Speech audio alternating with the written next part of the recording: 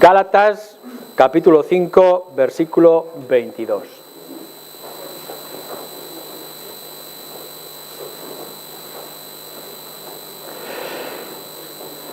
Mas el fruto del Espíritu es amor, gozo, paz, paciencia, benignidad, bondad, fe, mansedumbre, templanza. Contra tales cosas no hay ley. Pero los que son de Cristo han crucificado la carne con sus pasiones y deseos. Si vivimos por el Espíritu, andemos también por el Espíritu. No nos hagamos vanagloriosos, irritándonos unos a otros, envidiándonos unos a otros.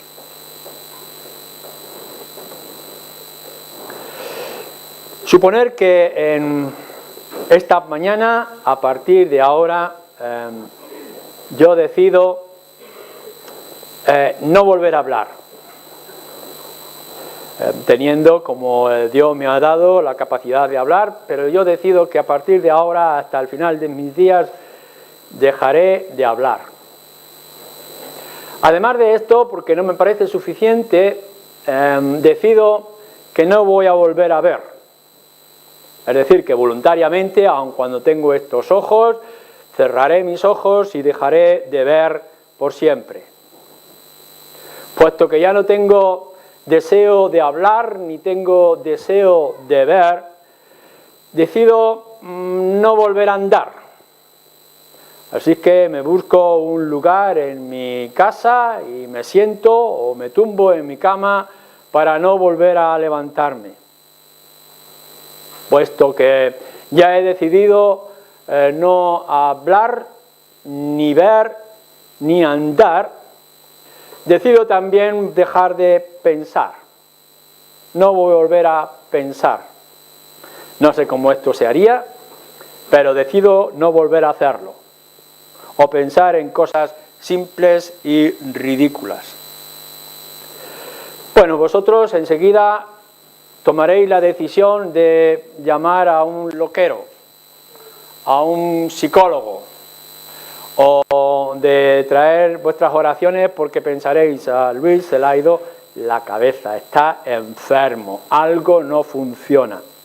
Podemos entender que el que no tiene vista, pues tendrá que afrontar la vida sin vista, y el que le faltan las piernas tendrá que afrontar la vida sin piernas, pero uno que puede hablar, que puede ver, que puede andar, que puede pensar, y que decida no usar todas estas cosas, no entra en nuestra lógica. Bueno, pues eso es lo que algunos hacen con respecto al fruto del Espíritu. Dios ha dado el fruto del Espíritu, amor, gozo, paz y todo lo demás, y algunos deciden de alguna manera de no usarlos. Y si igual decís que Luis ha perdido la cabeza por esa actitud ilógica que tiene, ¿qué debemos nosotros de pensar de aquellos de vosotros como creyentes que no podéis, que habéis decidido no amar, no gozaros, etcétera, etcétera? Quiero que miréis conmigo en el Evangelio según Mateo. Así que vamos hacia atrás y buscamos en Mateo capítulo 7.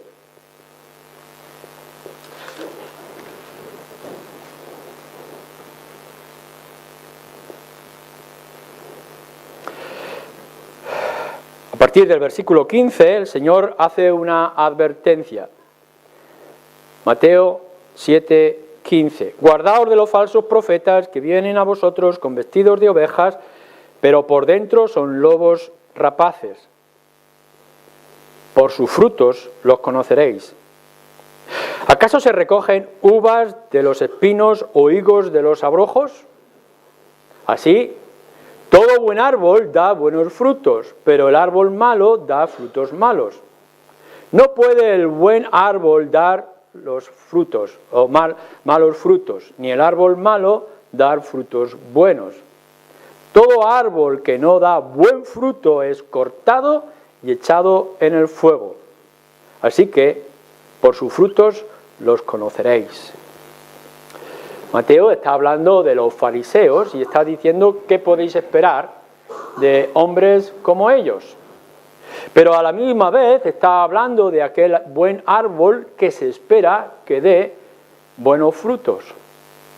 Bueno, pues de esto es lo que nosotros tenemos que hablar. Tenemos que hablar de los buenos frutos o del buen fruto que viene por el hecho de que el Espíritu mora en nosotros, nos hace andar y nos guía, como hemos visto anteriormente. El creyente tiene que mostrar al mundo que podemos hacer, que podemos vivir como ellos no pueden. No podemos pedirle al mundo estos frutos que nos vienen en esta lista porque ellos no tienen el Espíritu y no son buen árbol. Pero debemos de exigir y debemos de esperar que nosotros los creyentes, es decir, tú, puedas y debas hacer, vivir, mostrar este fruto del Espíritu. No es aceptable a la luz de las Escrituras que diciendo que eres creyente y que por tanto eres buen árbol, tienes el Espíritu contigo, hayas decidido no andar, no ver, no pensar. Cuando miremos cómo vamos a hacer esta lista, tenéis que buscar y esperar que nuestra reacción de manera constante sea el demostrar lo que el Espíritu ha puesto en nosotros. Y no hay otra manera de actuar. Fijemos, por tanto, no sabemos el tiempo que nos pueda llevar, fijémonos en el primer fruto, o parte del fruto. Mas el fruto del Espíritu es amor. Tendremos que definir lo que es amor en primer lugar, porque si hay una palabra que es tremendamente conocida, repetida hasta la saciedad, en un tiempo como el que vivimos, es la palabra o el concepto amor. Pero en realidad nosotros, desde la luz de las Escrituras, cuando hablamos de amor, estamos diciendo algo tremenda, constante o profundamente diferente a lo que está diciendo el mundo. Para que vosotros sepáis lo que es el concepto de amor a la luz de las Escrituras, podremos ir, por ejemplo, a 1 de Corintios, en el capítulo 13, donde nos habla acerca del carácter o características del amor cristiano como fruto del Espíritu. Nos dice 1 de Corintios 13:1, si yo hablase lenguas humanas y angélicas y no tengo amor, vengo a ser como metal que resuena o címbalo que retiñe. Y si tuviese profecía y entendiese todos los misterios y toda ciencia, y si tuviese toda la fe de tal manera que trasladase los montes y no tengo amor, nada soy. Y si repartiese todos mis bienes para dar de comer a los pobres, y si entregase mi cuerpo para ser quemado, y no tengo amor, de nada me sirve. El amor es sufrido, es benigno, el amor no tiene envidia, el amor no es jactancioso, no se envanece, no hace nada indebido, no busca lo suyo, no se irrita, no guarda rencor, no se goza de la injusticia, mas se goza de la verdad. Todo lo sufre, todo lo cree, todo lo espera, todo lo soporta. El amor nunca deja de ser. La característica que nos está hablando acerca del amor cristiano y ese amor que fluye de nuestra relación con el Espíritu es muy diferente a lo que nos está diciendo el mundo. Hoy se entiende el amor como el de disfrutar y el de recibir. Pero la Escritura nos dice que el amor y el amor cristiano en todas sus facetas es el de la entrega y es el de dar. No es tanto de que cuando tú amas es que tú estás exigiendo. No, es que cuando tú amas es que tú estás dando. Es el de la entrega y el del ofrecimiento. No es tanto por lógico de disfrutar, sino el del sacrificio. el de la entrega completa. De tal manera, nos está diciendo la Escritura que el amor tiene que estar empapando todo nuestro ser. Por ejemplo, nos dice Pablo en Efesios que debemos, como creyentes, andar en amor. Lo que está diciendo no es que nosotros tengamos algún gesto amoroso, sino que el amor tiene que ser la característica que nosotros tengamos como creyentes. En Colosenses, Pablo cambia el término y nos dice que tenemos que estar vestidos de amor. Un creyente no puede andar por este mundo desnudo. Tiene que estar vestido. Y nos dice que se vista de amor. El amor que nos hace darnos, que nos hace sacrificarnos por los demás. El placer del cristiano no está tanto de recibir de otros, sino de darle a otros. Esto el mundo no lo entiende o lo ve de manera distinta. Es más, no lo puede hacer si el Espíritu no está en él. Pero tú tienes la obligación de vestirte, de andar, de amar a todo aquello que está a tu alrededor, como nos demanda las Escrituras. Definiendo esta idea de amor, del sacrificio, de la carga, del darnos, y de cómo podemos ver todo ese que nos produce sufrimiento, el amar, ¿dónde podemos encontrar nosotros un ejemplo que nos pueda ilustrar? Y una vez más, nos lo dice la Escritura.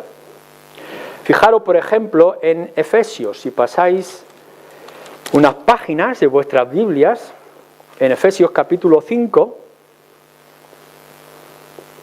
dice, versículo 2, andad en amor como también Cristo nos amó y se entregó a sí mismo por nosotros, ofrenda y sacrificio a Dios en olor fragante. Andad en amor, como también Cristo nos amó. Así que cuando vosotros tendréis que buscar esta característica, este vestido, esta forma de actuar, este fruto del Espíritu en vuestras vidas, no podéis pensar en vuestras vidas de otra manera que la de amar. Tenéis que buscar el ejemplo máximo que es nuestro Señor Jesucristo. También lo tenemos en los Evangelios. Tendréis que amaros los unos a los otros como yo os he amado, dice nuestro Señor Jesús en el Evangelio de Juan. O tenemos el ejemplo de Dios el Padre. De tal manera amó Dios al mundo. ¿Cómo lo ha dado? Dando a lo más preciado que es su único Hijo Jesucristo. Así también tendremos que tomar nosotros ese ejemplo. ¿Qué estáis dispuestos a hacer como creyentes sino amar hasta el máximo y gastaros si es necesario como Cristo se gastó? No podéis, no debéis de imaginar vuestras vidas con el capricho de recibir o de tener esa sensibilidad erótica o sensual que muchas veces nos dice la televisión. No es tanto la de amar aquello que nos atrae, que nos gusta o que nos produce un placer interno, emocional o mental. Lo que nos está diciendo las Escrituras es que nosotros tenemos que hacer el esfuerzo, gracias a la obra del Espíritu, a amar como Cristo nos ha amado. Este es el reto y este es el deber. Pero hablando del amor, tendremos que pensar, bien, ya sabemos qué es este amor, 1 Corintios 13, cómo debemos de amar, Cristo nuestro ejemplo, pero en realidad, ¿amar a qué? Cuando el Señor nos dice, o la Escritura nos enseña que tenemos que ser creyentes amorosos, ¿amorosos sobre qué?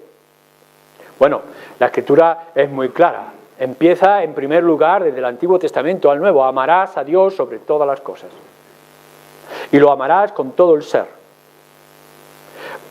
Comienza nuestra vida cristiana entendiendo y comprendiendo que por encima de todo es a Dios a quien amamos. No amamos el recibir, no amamos la fuente. Lo que nos está diciendo es que nuestro amor sea sacrificial, sea esforzado con respecto a Dios. ¿Qué das? ¿Cómo te ofreces? ¿Cómo te presentas delante de Dios? ¿Qué implica para ti amar a Dios sobre todas las cosas? Porque nos dice la Escritura que nosotros tenemos que amar a Dios cuando Él nos bendice, y lo hace muchas veces y de las muchas maneras, pero también cuando Él nos prueba. Que Él es Padre nuestro cuando nos empuja y nos alimenta, como también cuando nos disciplina y nos corrige. Tenemos que amar a Dios en todo momento y en toda circunstancia. Bien sabéis vosotros que es muy fácil cuando la vida nos es cómoda y cuando vemos que la mano del Señor nos gratifica o nos bendice o nos llena de bienes en nuestra vida, ¿cómo te amamos, Señor? Pero cuando tienes que llevar tu carga, cuando tienes que llevar tus responsabilidades, tu servicio, cuando te duele y te cuesta, también nos dice la Escritura que tienes que amar a Dios. No amas a tus hijos cuando te traen buenas notas, cuando te ayudan en la casa o cuando están dispuestos a obedecer y a respetarte. Amas a tus hijos incluso cuando hay rebeldía y hay terquedad y hay mente obtusa. A Dios lo tenemos que amar con todo el ser, en todo momento, en toda circunstancia, hasta consumirnos. Pero no solamente es ahí, nos dice también esta misma carta en el versículo 3, por ejemplo, o nos lo dice en el versículo 14, que tenemos que amar a nuestros semejantes. Amarás a Dios sobre todas las cosas y al prójimo lo amarás como te amas a ti mismo. Así que no es únicamente que nos acercamos a Dios con un corazón lleno de amor hacia Él por lo que Él es y por lo que Él hace, sino que también tenemos la tarea y la responsabilidad de amar a nuestros semejantes. Y cuando habla de los semejantes, nos dice la Escritura que este amor de sacrificio, este amor de darnos, lo tenemos que expresar de manera diferente.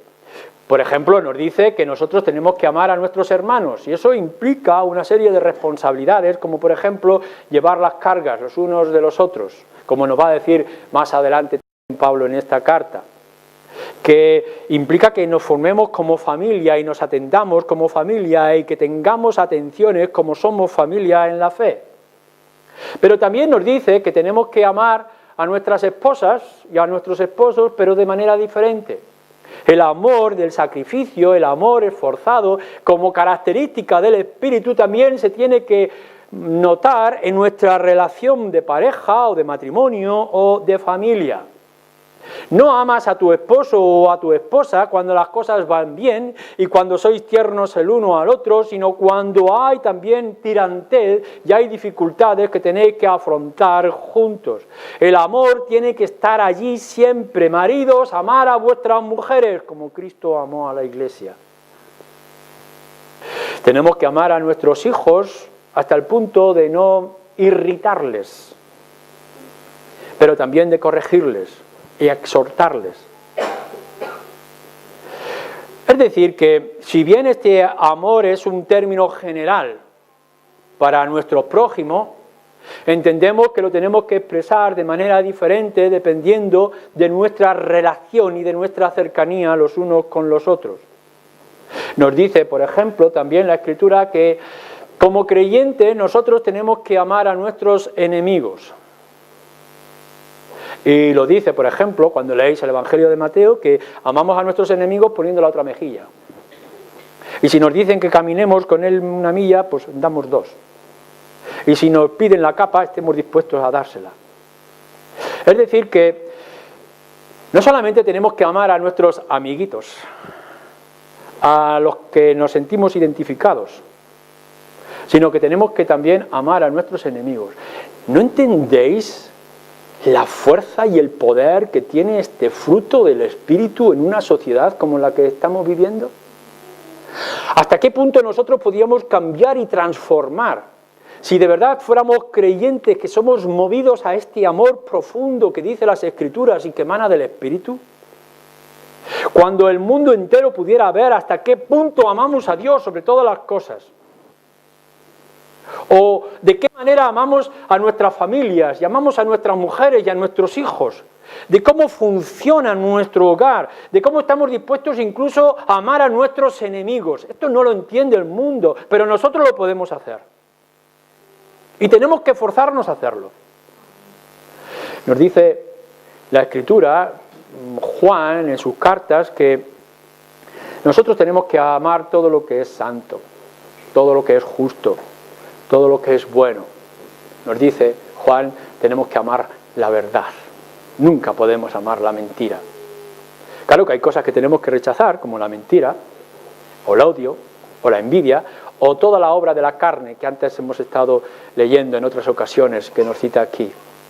Pero el amor nos tiene que mover, esta característica interna, esta sensibilidad profunda, este andar constante en amor, este vestirnos completamente de pies a cabeza, de este amor sencillo, simple, que viene en las Escrituras y que emana del Espíritu, lo tenemos que buscar en todas las cosas que son santas, que son justas y que son buenas. Así que tú siéntate ahora en tu casa, como creyente que eres, y analiza todo aquello que es bueno de por sí. Y cuando descubra aquello que es bueno en esencia, porque es la voluntad de Dios, no lo bueno que nosotros imaginamos, sino lo bueno que dice la Escritura o que manda de Dios, y entonces cuando lo descubras, ámalo.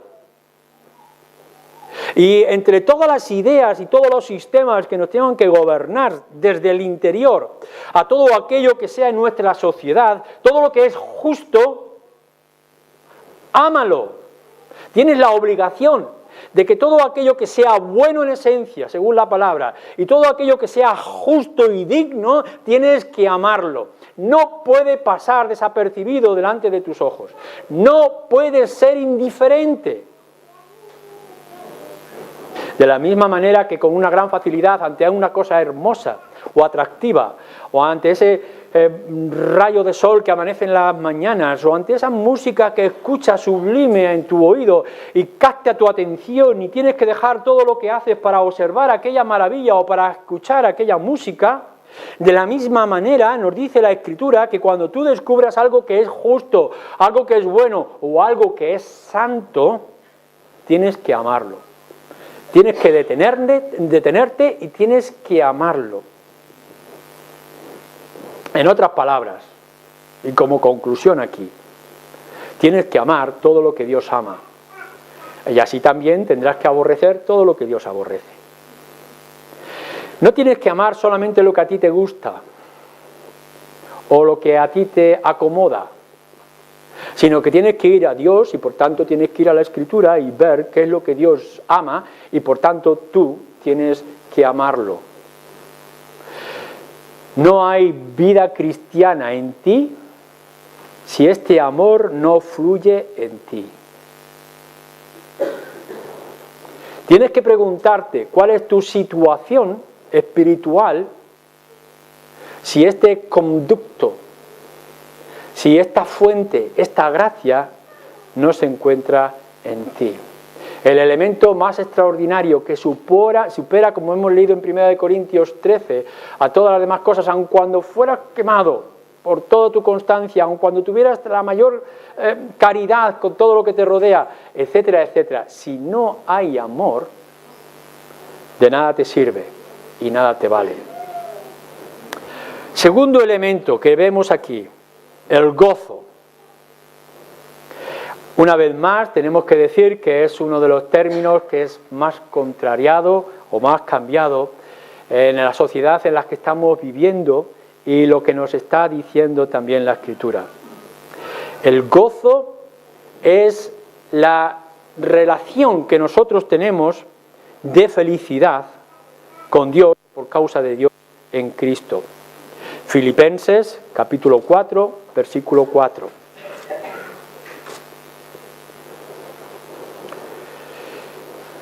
Regocijaos en el Señor siempre. Otra vez digo, regocijaos.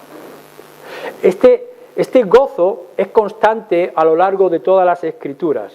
Es la felicidad que nace de nuestra relación con Dios por medio de Cristo. En otras palabras, El gozo del que habla aquí Pablo es el disfrutar de Dios y de su gloria. Y disfrutar de Dios y su gloria en nuestro deber cumplido. Por ejemplo, el saber que eres salvo, que has recibido una esperanza que es sobre toda esperanza, que se te ha hecho distinto, que has sido transformado, que ahora puedes estar en la casa del Padre y puedes sentir su mano, y que cuando eres herido, Él puede curarte, y cuando estás triste o dolido, Él puede consolarte. Este saber que estás en las mejores manos, no solamente para esta vida, sino que estás en las mejores manos para toda la eternidad. El poder levantarte todas las mañanas y saber que las cosas están bien, que no hay nada que pueda fallar, que no hay nada que pueda cambiar, porque no hay nada ni nadie que te pueda apartar del amor de Dios que es en Cristo Jesús. Nos dice, por ejemplo, el Salmo 119, el gozo que hay para nosotros en meditar en tu palabra, ir a la Escritura. Y de pronto descubrís en las Escrituras las grandes verdades del Evangelio y que esas grandes verdades son tuyas y que nadie las puede quitar ya de ti. Este es el gozo del que tenemos que mostrar, que es muy diferente a la satisfacción pasajera, a esa euforia momentánea que el mundo manifiesta. Hoy en día podemos ver gente que se goza ante un programa de televisión o ante una buena noticia para al instante siguiente caer otra vez en una depresión emocional o espiritual completa. No es esta alegría y esta satisfacción, este instante de felicidad que tienen una relación sexual que después desaparece y es efímera constantemente. Este emborracharse con las cosas de este mundo para después tener que sufrir una resaca tremenda. No, el gozo del que está hablando las Escrituras es otra cosa muy diferente y que es un gozo que es constante. No es un placer físico, emocional o mental o espiritual, sino que es todo a la vez. Y que llega al alma como una fuente inmensa. Fijaros, tal es así que el creyente puede sentir gozo en medio de las pruebas y de las dificultades.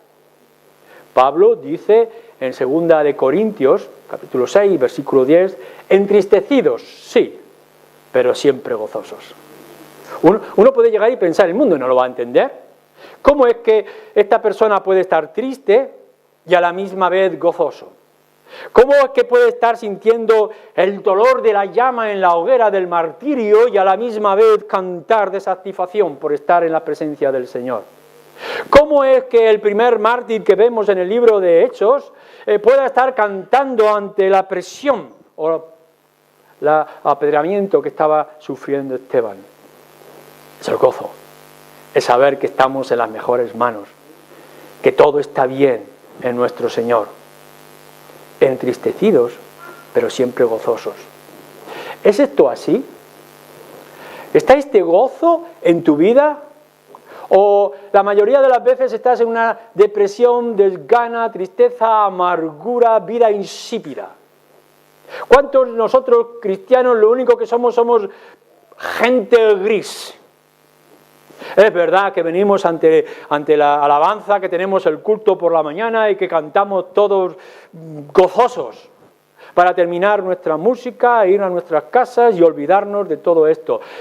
¿Es esto una euforia momentánea? ¿Es esto de lo que está hablando las Escrituras? ¿O este gozo que viene del Espíritu, de sabernos salvos, redimidos, perdonados, de saber que la eternidad ya es nuestra, de que un día estaremos en el reino de los cielos, que este desierto es una cosa pasajera y que estas lágrimas y dolores que estamos experimentando tienen un límite ya contado? ¿Cómo estamos nosotros viviendo el gozo de la salvación?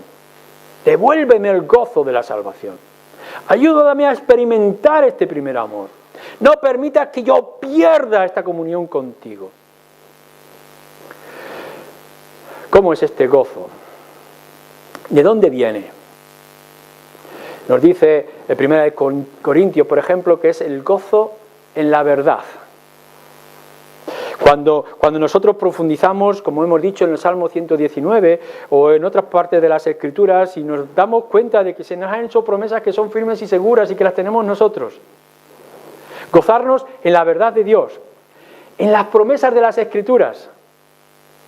Un día estarás conmigo. No te preocupes por lo que ha de ocurrir, porque yo estaré con vosotros todos los días de vuestra vida. ¿No es estas verdades, estas promesas, la satisfacción de sabernos amados y protegidos y cuidados? El gozo de sabernos conocidos por Dios, o de nosotros conocer y adorar a Dios. Fijaros la pobre gente, como decíamos a los niños, que se inclinan ante sus becerros o sus imágenes de escayola. Cuando nosotros hemos tenido la revelación de que la gloria de Dios se manifiesta en la persona de su Hijo Jesucristo, que la gran imagen que nosotros adoramos es aquel Redentor clavado en una cruz, pero resucitado y vivo. ¿No tiene que producir esto una fuerza en nuestro interior? El gran gozo de poder proclamarle al mundo, de poder ir y decirle a todas partes que no importan la gravedad de sus pecados, si hay arrepentimiento y fe, hay salvación y vida eterna. ¿No tendría que esto producirnos inmenso gozo? Nosotros no somos carteros de malas noticias, somos los carteros y mensajeros de las buenas noticias. Podemos decirle al mundo, aunque no lo quiera escuchar, que hay esperanza y que hay salvación. ¿No tiene que producirnos esto gozo? ¿No nos está diciendo Dios que tendremos que decir que ya no hay esperanza, que no hay salida, que todo está acabado? Como le tenía que ocurrir al profeta Jeremías o tantos otros. Sino que nosotros tenemos un mensaje glorioso, ir por todo el mundo y decirle, hay perdón de pecados. ¿No debería producir esto gozo? ¿Por qué no lo produce? El gozo de poder alimentarnos y fortalecernos mutuamente. De que tú tienes algo, sea lo que sea y como sea, por pequeño o grande que pueda parecer, tienes algo que es parte de todo el cuerpo y que edifica a toda la iglesia. Gozarnos los unos con los otros con cánticos y alabanzas. ¿Cómo es posible que podamos decir que somos creyentes y no esté este gozo de la salvación? Este compartir con alegría los bienes y las bondades de nuestro Dios.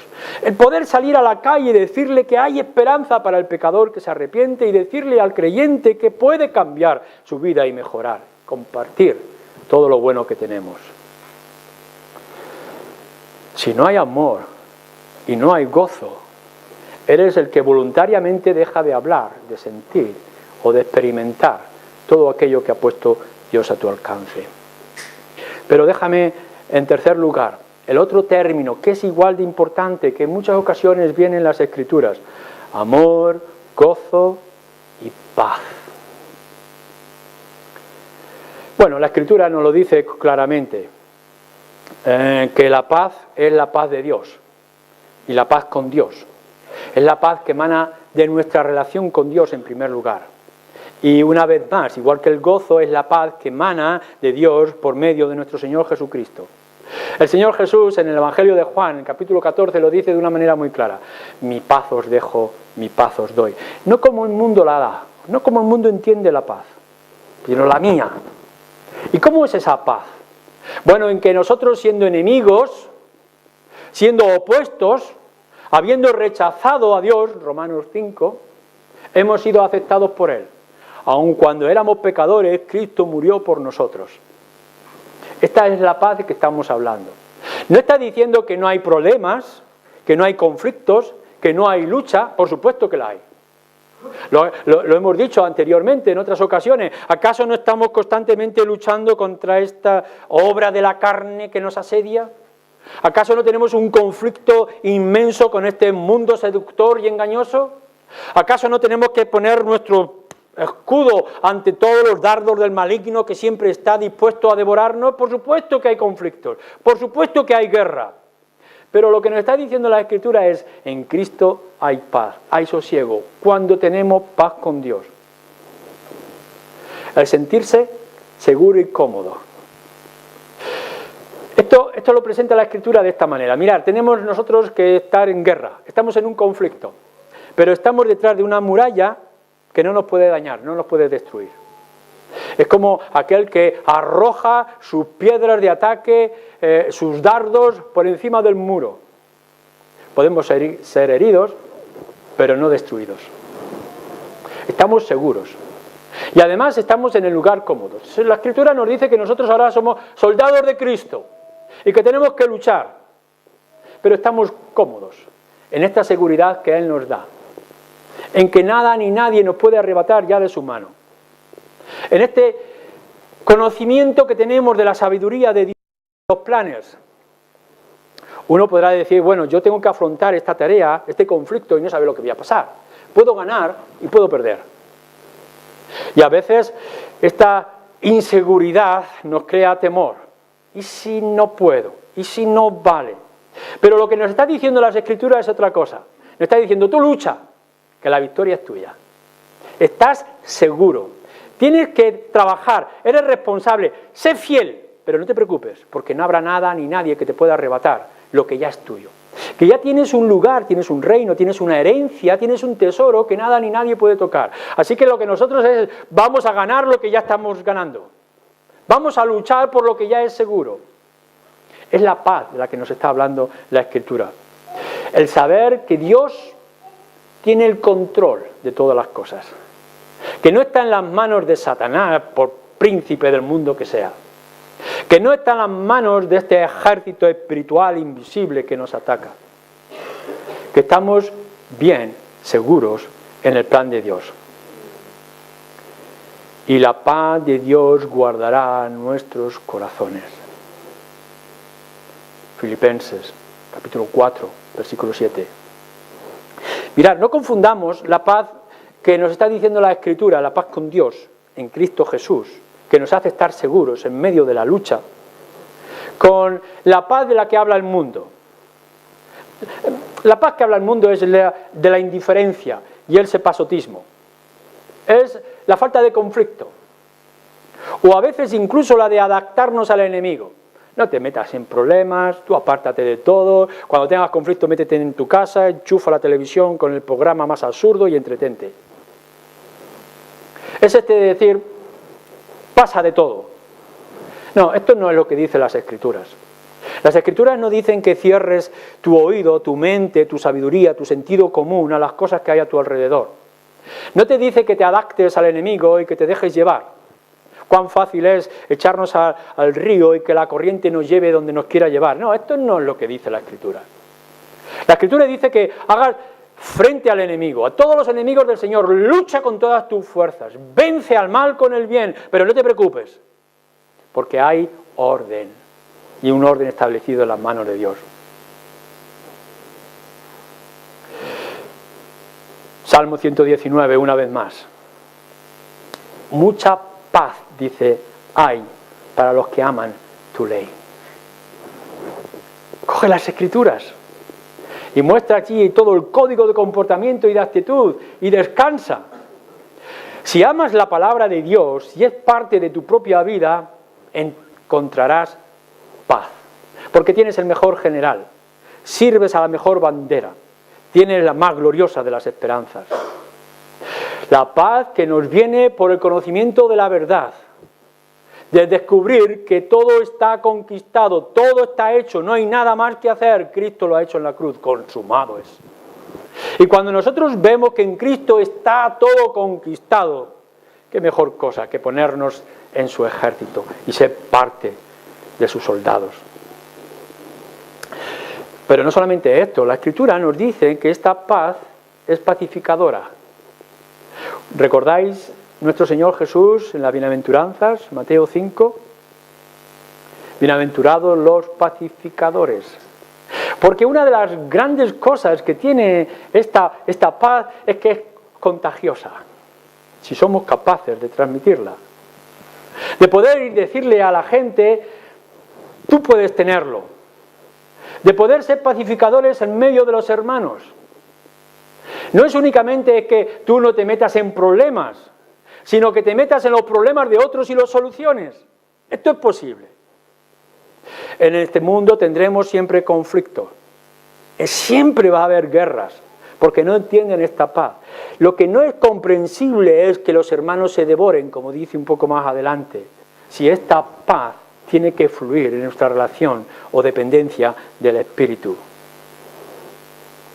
Tu paz con Dios tiene que producir paz contigo mismo y paz con tus hermanos y por tanto paz con tus semejantes. ¿Pero es esto así? Así que preguntaros, dais gracias a Dios porque podéis hablar, porque podéis pensar, porque podéis andar, podéis mover, podéis ver. Y no se os ha pasado por la cabeza en ningún momento dejar de ejercer estos sentidos y estas capacidades. Ahora, por la gracia inmensa de nuestro Dios, se nos ha permitido también la obra del Espíritu en nosotros, el poder amar, el poder gozarnos, el poder ser transmisores de paz. ¿Cómo es posible que esto no se dé con toda fuerza en tu vida? ¿Dónde tienes que trabajar? Implícate. Vuelve otra vez a abrir tus ojos. Siente este inmenso amor de Dios para después tú amar lo que está a tu alrededor. Gózate una vez más en el perdón de tus pecados y transmite este gozo contagioso a los demás. Descansa en esta paz firme, en esta conquista segura y ser transmisores de paz a todos aquellos que estén a tu alrededor. No puede ser de otra manera. El mundo no lo entiende. Nosotros sí lo entendemos. El mundo no puede hacerlo. Nosotros sí podemos. Por tanto, el fruto del Espíritu, como seguiremos viendo, es la esperanza, única esperanza que tiene el mundo que nos rodea. Amén.